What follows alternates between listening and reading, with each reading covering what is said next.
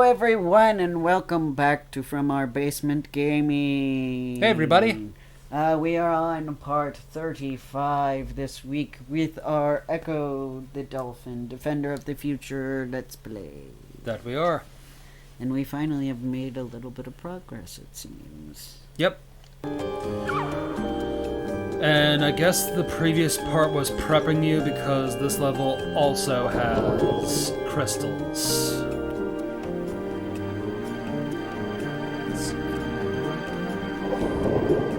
Something unique to this game because Tides of Time had like lift shards, I think. Yeah.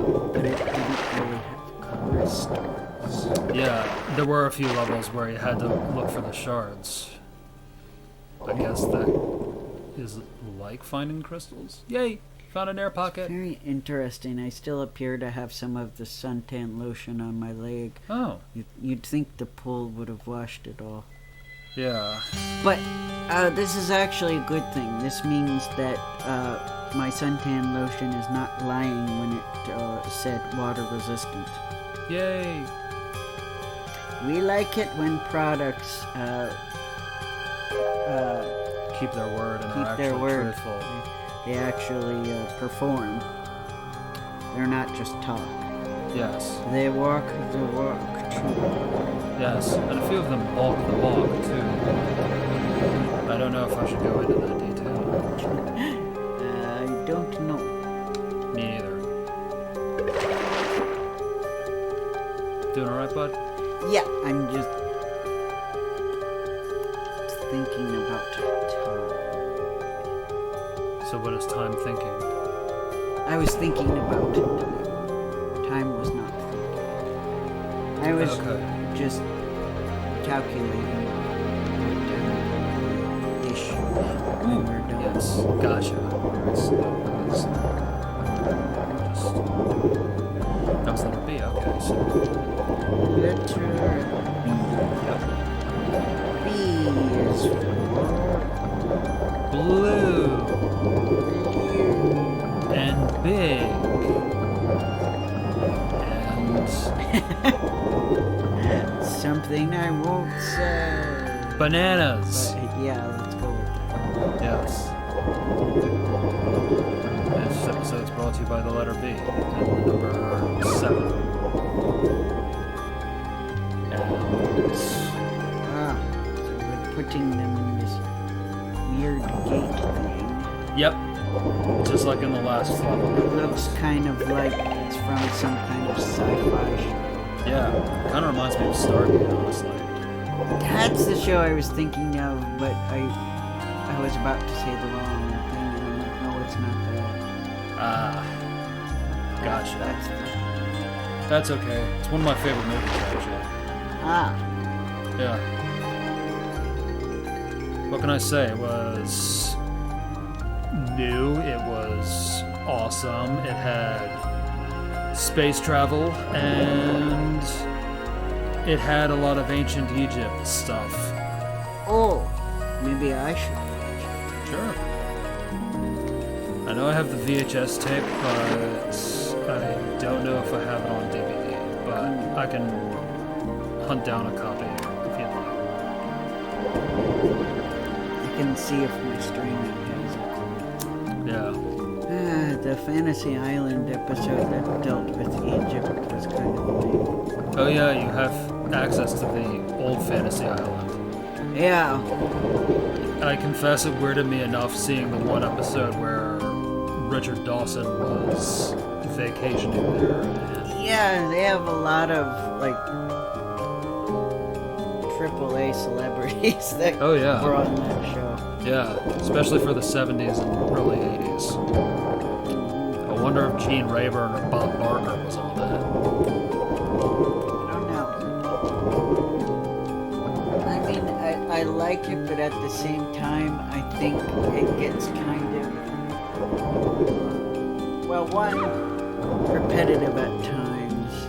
And, I can believe that. And two, I can't help but sometimes feel a little annoyed that there are these rich privileged people. Yeah. Like, I'm like, gee, it would be nice to be able to afford to go to an island where they cater your whole visit to making your wish come true, although there's a catch usually.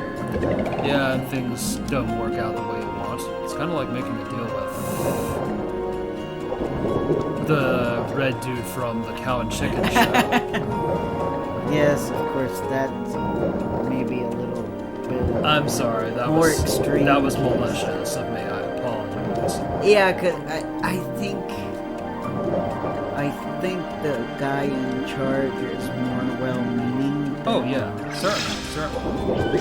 Because usually I think the moral of the Fantasy Island shows, they want something that they've always had, but they just didn't appreciate it when they didn't notice it. Or there was just or they want what they want without really thinking it through. And he gives them what they want, but like in its real world situation.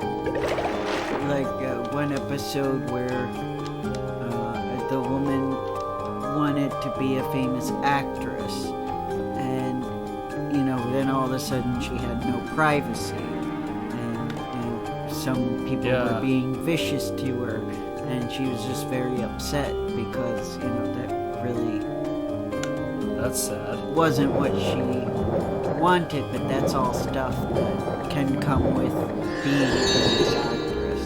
Yeah. So it was that kind of show. It did kind of have a moral spin to it. So, to the point where, like, my mom, I guess, didn't remember that aspect. She said that she didn't really remember negative things happening in it. Whereas, watching it, I guess there are negative things that do happen because, when we have a dream, we tend to have this idealized version of it where everything's perfect. Right. It's sort of like you don't appreciate what you've got, and that can be troublesome.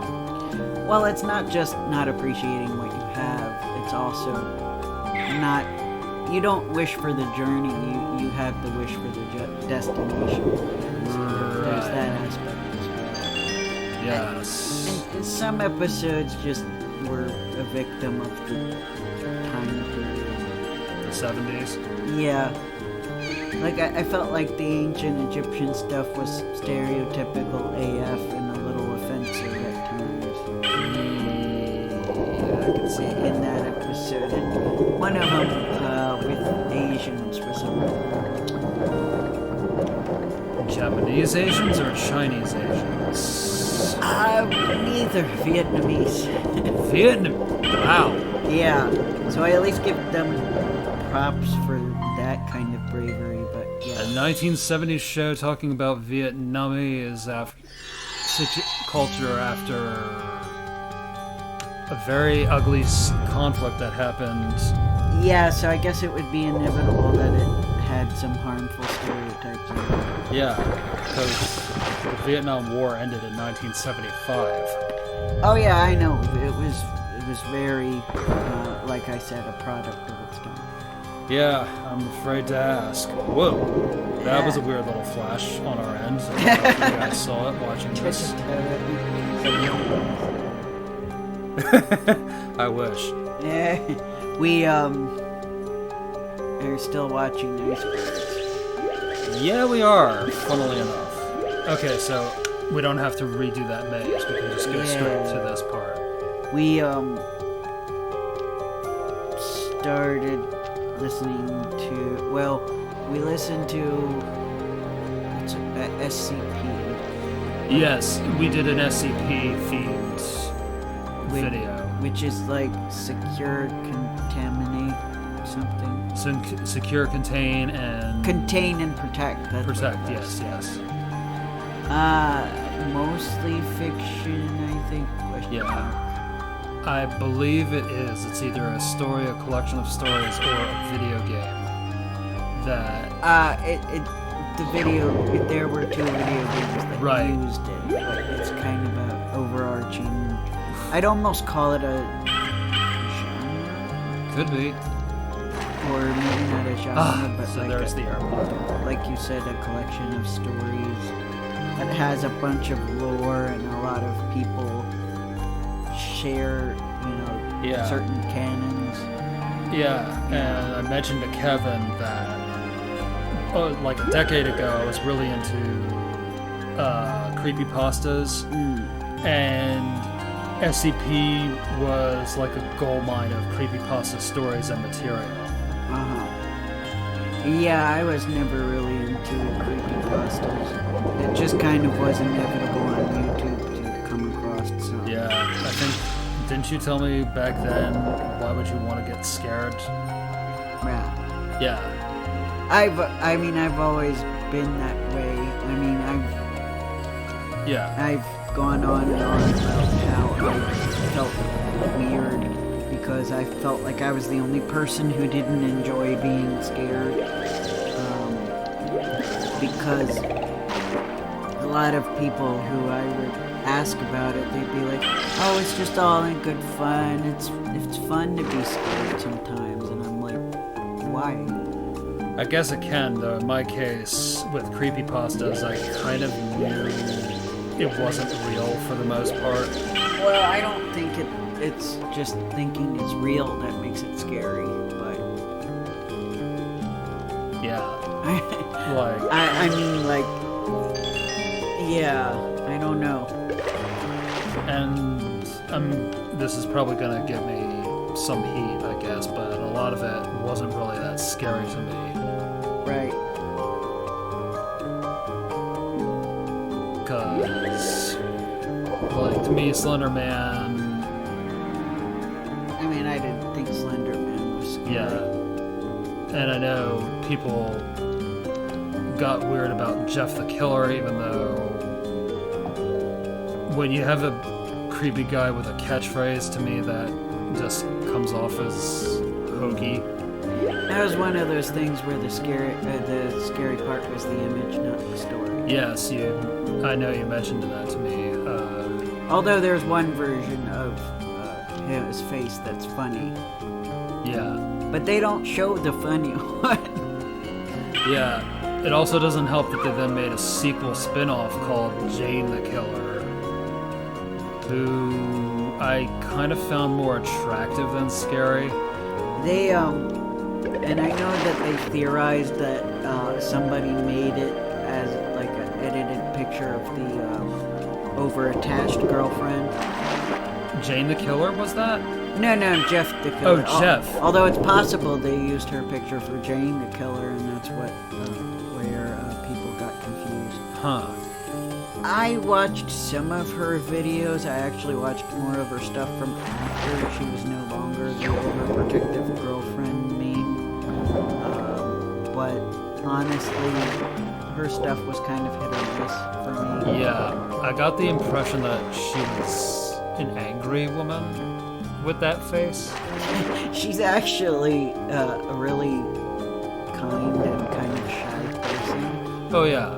But yeah, I know the character she was playing. Yeah. Maybe it was more a reaction to like everybody was getting into the yandere thing around that time, I think. Oh, so everyone was a dere, a yandere. Yeah, unless this was before that trend, but I think it was around the same time. Yeah. A little shout out to Sweeto Tunes, I confess. Although he was talking about tsunderes. Yeah, and I'm not familiar with the song. But basically what we're referring to, if you happen to not know with that stuff, is their terms we anime nerds tend to use. Right. A tsundere is like someone... This is usually for female characters, by the way, but I am a rebel. I use it for male characters, too. As far as I'm concerned, it could describe anyone. Right. So anyway, a tsundere is like on the outside they have this real gruff exterior. They might even come off as unfriendly, and like, you know, they're trying to be as much of a jerk as possible. Loner, you know, all that crap. Yeah, go off and fight. See if I care. But they secretly care. Yeah, I still think of the really exaggerated female tsundere is like, they go, it's not like it's because I like you or anything. No. That's the stereotype. Yeah. So yeah, like that. You know, on the inside they're softy, they love you, they want to protect you and hold you and squish you and love you. You know, all that. A yandere is kind of the opposite, basically. They act really sweet and loving on the outside, but on the inside they are either mean or selfish or psychotic. Although I do know there was somebody who came up with a new term for the more psychotic version of a yandere that we all forget about, and we just use yandere for both, so I don't really remember the other term. Oh dear, I don't remember it either. But yeah, yanderes became very popular because of shows like When They Cry, yes, School Days, because of the ending, Future Diary. Yeah, those shows made the yandere type really popular. I'm not really a huge fan of yandere because I feel like at best a yandere is a manipulative you-know-what, and at the worst is probably a serial killer. So, ooh, good God. So yeah, not a big fan of yandere. There are other terms too that I haven't learned all of them. Right. I know there was like a dere, which sounds like something I'd come up with. I know it's real though. I think they're like cute and squishy. I don't know.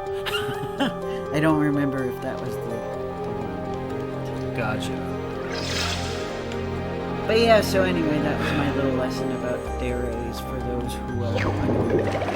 Yep. If you know the other terms and you happen to remember them, go off in the comments. Sure, definitely. Please fill in the gaps for us, because Yes. we only know so much. It was like, I read that, I think it's been a decade actually since I read that Tumblr post about deres. So yeah. Yes. And then, but they keep changing terms. Now we use cinnamon roll. I don't know, do we still use cinnamon roll or is that out of date too? I wouldn't know. What is your modern day term for a precious character who needs protection? Is it still a cinnamon roll? I thought that was a marshmallow, but I could be wrong on that too. We do have a close friend who refers to such characters as marshmallows. Yes. If you're watching this show, thanks. Yes. Yes, indeed. You happen to be watching this. Yep.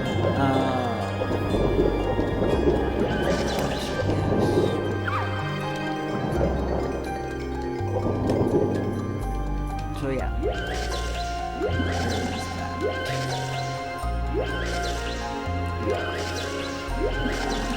Yeah, I got really annoyed with Ben Drown.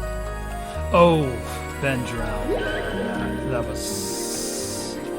I think that story spoiled you in a way because somebody actually made the effort to make a video game video. Yeah, I expected video game creepypastas moving forward to be that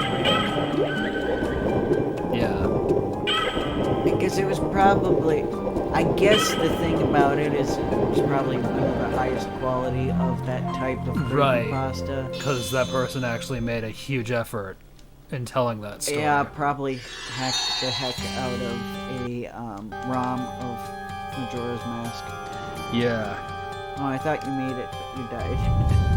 Regrettably, no, I didn't. Sadness. Let's see, we got 4 out of the 5. There's a 5th one down And there. I thought the Undercaves were bad.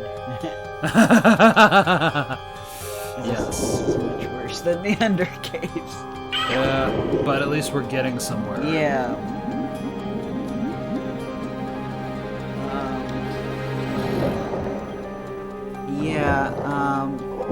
I didn't particularly enjoy Bend Drowned. Yeah. And like everybody was going crazy over it. Yeah. It kind of... The one I kind of like it more when there's like real stuff that people find that's kind of off-putting, or like, why is this here? Yeah. That kind of stuff is more what I like. Like the files of the trees, and there's a level of, it's either Mario Galaxy or Mario Galaxy 2, where there's these weird trees that look kind of like aliens. Yeah. And they're just way in the background, and there's no explanation. And the like text file of those trees had a weird name that was very dark.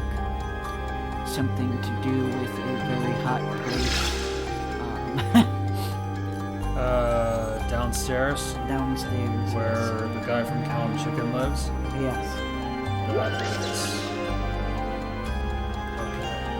Okay. Yeah, so, you know, they weren't sure if it was just, you know, a weird misunderstanding, or if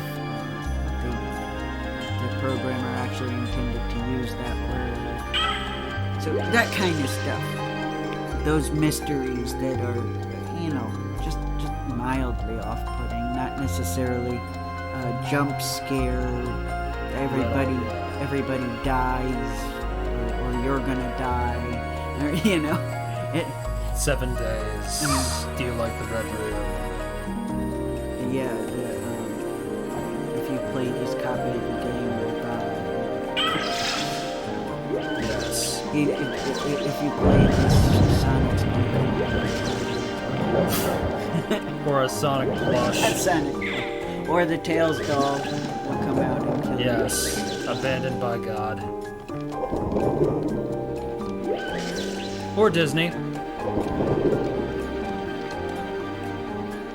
There was a Sonic Adventure 2 creepypasta that actually was kind of not scary and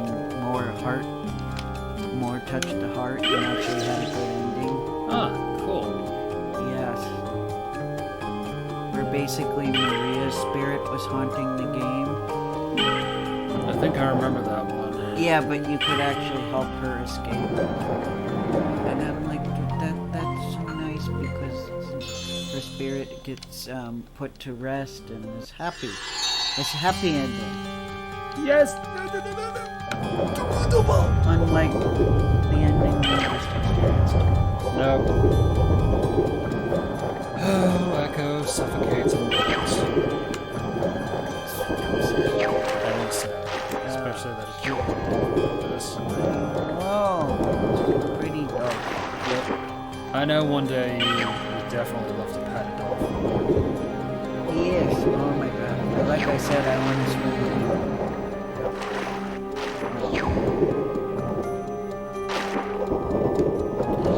And I realize I am not really in a place where I can. I was going to do more research to see places you can swim with dolphins. Oh yeah. Because there were some places I wasn't really interested in going. I have to find a place that I will, you know, want to do other things in that place as well, so I can justify the cost of the plane ticket. Oh, where's this? The place I don't want to go. Oh. Is it in the United States? There's one that's in the United States and one that isn't. That everybody else would probably love to go to, but I'm kind of like, you know how I am about some tropical places. I just don't see the appeal as much. Brazil? No. No, I'd actually like to go to Brazil. So would I. Although I'm a little iffy with... Yeah, my mom was saying she didn't feel like it would be safe. And knowing the shouty guy who's the president of Brazil currently, I can see why. No offense to any of our Brazilian viewers. No offense, everyone. We apologize. I'm sure that there are some areas of Brazil that are very safe. Oh yeah, I believe it. We're just, I guess, you know, it's sad, and I won't get too much into politics, I just feel like as an American and with our current reputation internationally, it's kind of iffy at times. I don't know, it's almost like a kind of word, like where you know, can I go places and not be hated? You know what I mean? Sometimes I worry about that. You know what I mean? I know what you mean. Yeah. I just didn't felt that concern. I didn't until like the last few years. But like I said, I won't get into it. Okay. But yeah, anyway. But I'm gonna do more research because I'm sure there are plenty of places. Oh yeah. I want to know if there's a place in Okinawa you can swim yourself. Because I've been to Okinawa before and I really enjoyed it. That is a tropical place I did enjoy. You've told me about it. Yeah. I mean, the part of it was the hotel we stayed in. But the only thing is we didn't get the opportunity to see any of the islands off of Okinawa, the main island. I see. And we were also on the southern part, so we were on the main American part, if you will. So I've been told about this America part of Okinawa. Yeah. I mean, it's kind of like a mixture of America and Japan, you know, and some other, a little sprinkled of other influence as well. Obviously, the Ryukyu culture is still there. It's just not the most prominent, unfortunately. But I heard that in the north is where you get more of the traditional Ryukyu culture. The Ryukyu are the people who, Yes. you know, the empire that was The Ryukyu Kingdom. the Ryukyu Kingdom. Yes, they were the natives of Okinawa. You know, before they were forced to assimilate and I think they were annexed by Japan. annexed. Yes, this huge war. Between Japan and Okinawa, and then you know, when we were fighting Japan, Okinawa was forced to help the Japanese and well, yeah, because pledge their allegiance to the Japanese emperor. they're a part of the Japanese Empire. Yes. And briefly were U.S. occupied territory until we gave it back in the 1970s. Right. And definitely, we heard planes all the time from the U.S. Air Force. It's like, you can't even ignore it. It's very hard. But anyway, it was fun though, and the guy in charge of the hotel was really nice, and one of the guys working at the restaurant there was a French guy. Yeah. And he was very friendly and very curious about our culture. Just asking my mom questions. Very nice guy. Very much the opposite of the stereotype. Oh, of course. Which is kind of obvious. I mean, I hope that you guys are smarter enough not to fall for those things. But anyway, we're actually out of time again, so... Okay. We'll just have to pause it and keep in search of that last piece. Alright, everyone. So we will see you in the next part. You too. Bye.